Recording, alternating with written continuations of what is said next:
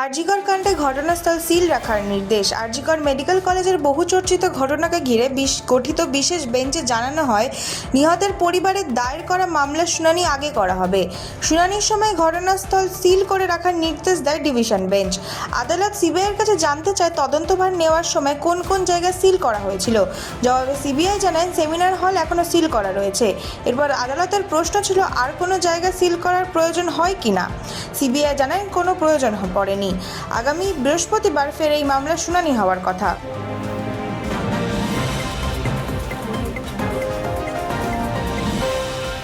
সল্টলেক স্টেডিয়ামে ভাঙা হবে বিশ্ব বাংলা মূর্তি। সল্টলেক স্টেডিয়ামের ভিআইপি গেটের সামনে থাকা বিশ্ব বাংলার লোগো সহ মূর্তি ভেঙে ফেলার সিদ্ধান্ত নিল রাজ্য সরকার।